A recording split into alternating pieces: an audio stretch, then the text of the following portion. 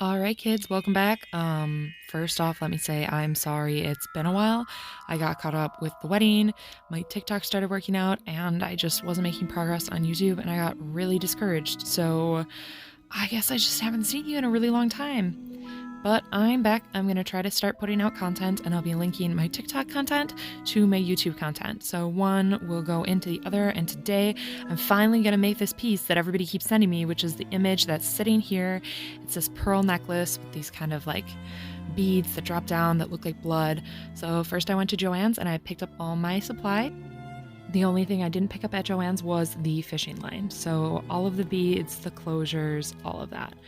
So I have a 3-piece closure, and I'm going to be attaching my fishing line to that closure by stringing it through with a crimp bead already on, bringing it through the hole in the closure, and then coming around the other side and putting it back through the crimp bead and crimping that in place.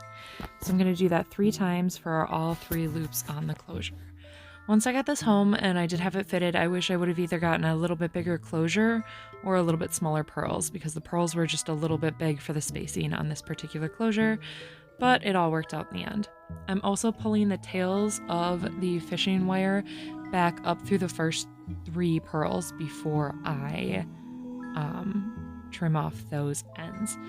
So for my first chunk, I'm doing 4, and then I'm going to put these little diamond spacers that I have, and then a 3-piece spacer to keep it all together. So you see the diamond spacers, and then that 3-piece spacer that kind of holds all the strands together and close to each other. After that, I'm doing counts of 6 until my last chunk before the closure, which is a count of 3. And instead of trimming the tails, I'm taking them through the pearls and letting them hang out the bottom. These first 3 are going to be my first 3 strands where I'm tying off these little blood beads. So I'm tying them in random patterns. So I'll string a couple of them and then tie a knot so that they're hanging down with the clear space in between. And then I tied a couple extra strands onto the necklace itself, let those hang, and put beads on there. To finish it off, to add the blood splatter, I'm using the Sally Hansen Hard as Nails, oh my gosh, I'm rusty at this, I'm umming, nail polish, and just dabbling it on and letting it dry. It's a pretty simple, it's a really beautiful piece, but it's actually a pretty simple execution.